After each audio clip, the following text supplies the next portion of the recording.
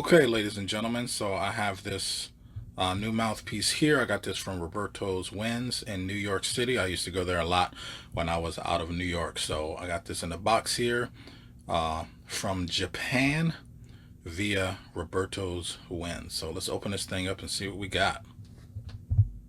Okay, ladies and gentlemen, we open this up and look. Confetti! I would take this and throw it, but I don't feel like cleaning it up. So I'm just going to use digital confetti.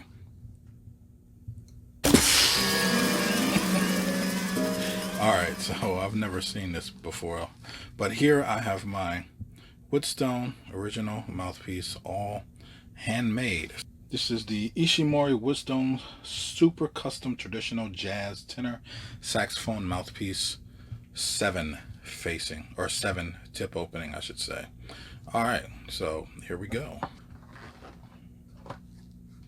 And you get confetti and bubble wrap. Comes in a box like this, comes with some foam inserts here.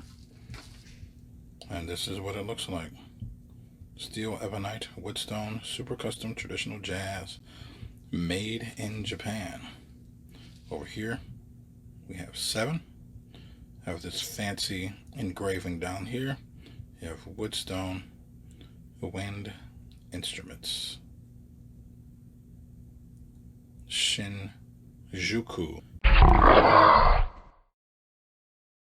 Let's take a closer look at this thing, shall we? So far, I am very impressed with the quality.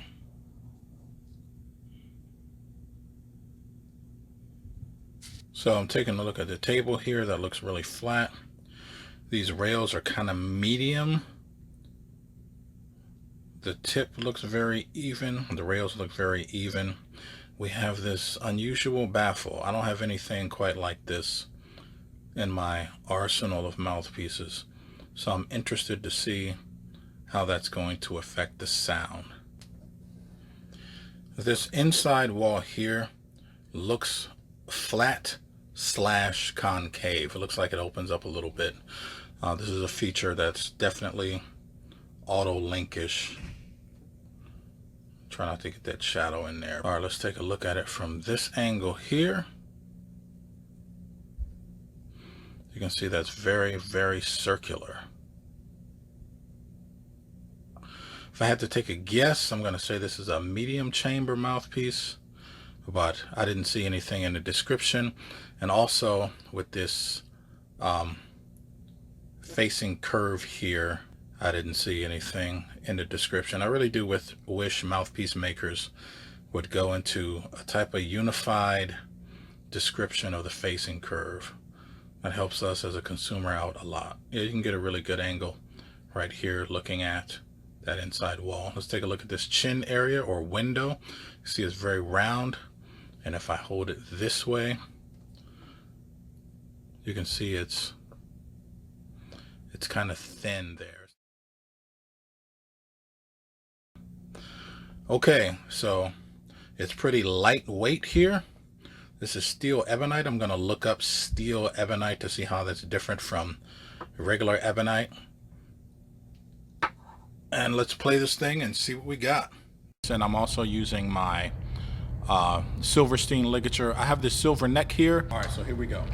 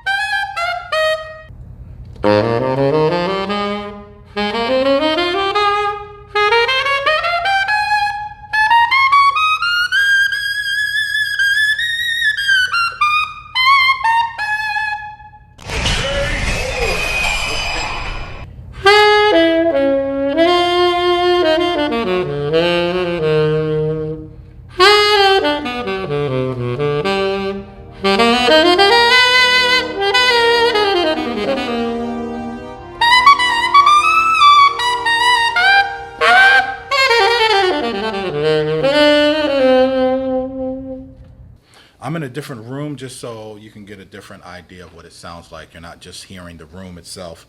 But usually when people get like a retro style mouthpiece like this is modeled after the old hard rubber auto links. Usually people get those to play like a darker kind of thing or something like that. But this mouthpiece is extraordinarily versatile. And when I went to buy it, I had in mind getting something that's a little more open tip, so I could get more of a brighter kind of sound out of a mouthpiece like this. I'm very, very happy with it. So let me play a little bit in this room just so you guys can like kind of take the room out of it and then hear the mouthpiece and decide if something like this is for you. Okay.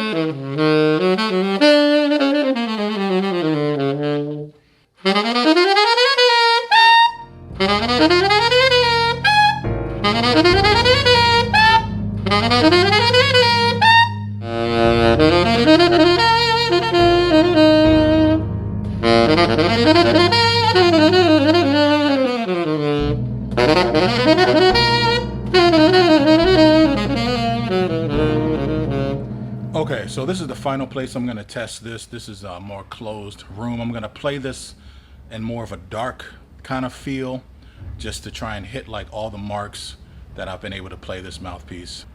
So after I do this final playthrough, then I'll do a recap.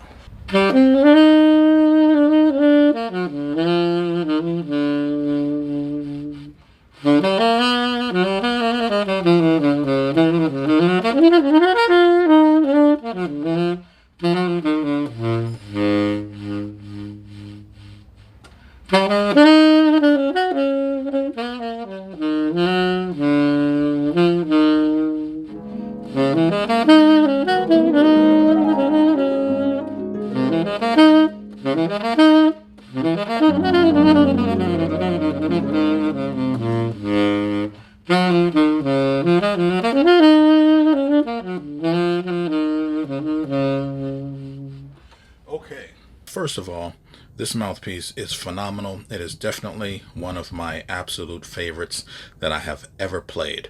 But I do want to address one issue in particular, and it actually has to do with how phenomenal this engraving is. As you can see, I mean, it's so good, man. The little details down at the bottom, but mainly on this body part of the mouthpiece here. If there's one mouthpiece that I've had that kind of gets a pass for not having a ligature, it's this one.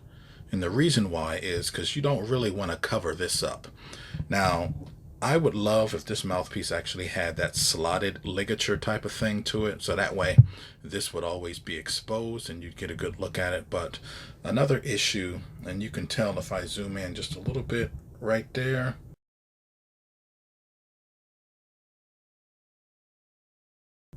you can see that there are some scratches, and I've done that with my ligature. Now in the video I use my Silverstein ligature, but I actually tried a bunch of other ligatures, but it just made the video too long. But any kind of ligature that you put on this will eventually scratch this up. I think that if they stopped making this mouthpiece today, tomorrow it would be very valuable. So, and this is in light of all the 3D printing mouthpieces that are coming out, foreign Chinese made mouthpieces that are just much cheaper to manufacture. When you add all of that in, I think that there's something to be said about having this kind of handcrafted artwork that goes on a mouthpiece. So that's the only real kind of negative that I have about this.